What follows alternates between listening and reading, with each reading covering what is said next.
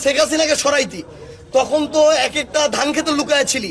স্টাইলে দেশ চালাচ্ছে বর্তমান বিএনপি সরকার, আওয়ামী লীগ স্টাইলে দেশ চালাচ্ছে বর্তমান বিএনপি সরকার। স্বৈরাচারী পন্থায় স্বৈরাচারী ভাবেই কিন্তু দেশ পরিচালনা করছে বর্তমান বিএনপি সরকার। দাবি করছেন এনসিপির যুব আহ্বায়ক সার্জিস আলম। তারা সিলেটে জুলাই পদযাত্রা নামে কিছু একটা শুরু করতে গিয়েছেন, করেছেন অলরেডি, কালকে একটা ঝড় তুলেছেন সিলেটের মাটিতে। তো সেখান থেকে মেবি সার্জিস আলমের একটা গাড়ি ভেঙে ফেলেছে, তার বহরটাকে অলরেডি ওখানকার কিছু ছেলে পেলে ভেঙে দিয়েছে।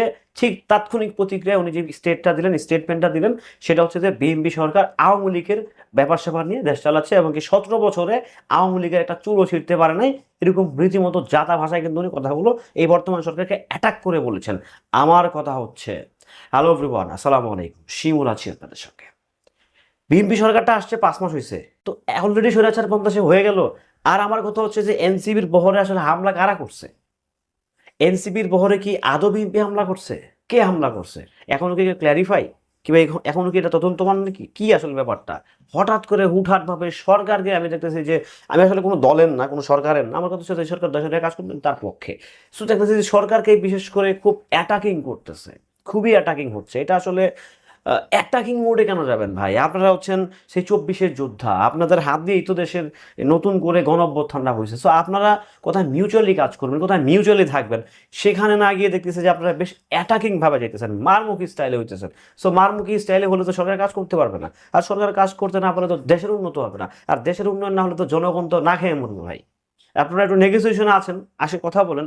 এই যে হুটহাট করে যে আওয়ামী লীগ স্টাইলে আপনার একটু হুদাই, মানে আপনারাই কিন্তু এই আওয়ামী লীগকে আবারও এখানে সেটেল করার চেষ্টা করতেছেন, করেন, সমস্যা নেই। আর আওয়ামী লীগ হচ্ছে বাংলাদেশের প্রবীণ রাজনৈতিক দল, আমি আওয়ামী লীগের দালালি করতেছি না, একটা প্রবীণ রাজনৈতিক দল, যে কোনো ভাবে হোক, যে কোনো উপায় হোক, তারা ক্ষমতা থেকে চলে গেছে, দেন তারা আসতেও পারে। তাদের যদি তারা দেশেরই নাগরিক, তারা তো আসলে ভিন দেশ থেকে এসে দেশ শাসন করে নাই, সো তারা এই দেশেরই নাগরিক, সো তারা চাইলে এখানে আসতেই পারেন। বাট এই যে আওয়ামী লীগ স্টাইলে দেশ চালাচ্ছে এই বর্তমান সরকার, আমি এই কথাতে একভাবেও বিশ্বাস করতে পারছি না। কারণ হচ্ছে, যদি আওয়ামী লীগ স্টাইলে দেশ চলতো তাহলে আপনি কথা বলার সাহসটাই পেতেন না সার্জিস ভাই। যদি আওয়ামী লীগ স্টাইলে এই সরকার দেশ চালাতো তাহলে আপনি যে কথাটা বলতেছেন না, যে কথাটা বলে ফেলছেন বর্তমান সরকারকে কিংবা বর্তমান প্রধানমন্ত্রীকে, সেই কথাটা বলার সাহস আপনি পাইতেন কিনা আপনি নিজেও একবার চিন্তা করতেন। তো সেই জায়গা থেকে কিভাবে কোন পয়েন্ট অফ ভিউ থেকে আওয়ামী লীগ স্টাইলে দেশ চালাচ্ছে সেটা আসলে ব্যক্তিগতভাবে আমি দেশের নাগরিক হিসেবে আসলে দেখতে পাচ্ছি না। আমি যদি চাই সরকারকে আঙুল তুলতে পারি, আপনি যেরকম আঙুল তুলছেন সেভাবে আমিও আঙুল তুলি। তো সেই জায়গা থেকে সরকার কিভাবে আওয়ামী লীগ স্টাইলে দেশ চালাচ্ছে, আপনার যে কথা বলার যে বাক স্বাধীনতা সেটা আপনি ফিরে পাইছেন, আমি ফিরে পাইছি। আপনি চাইলেই সরকারের সমালোচনা করতে পারতেছেন। এখন পর্যন্ত দেখছেন যে সরকারকে গালি দিয়ে সরকারের সমালোচনা করে এখন পর্যন্ত কেউ অ্যারেস্ট হয়েছে?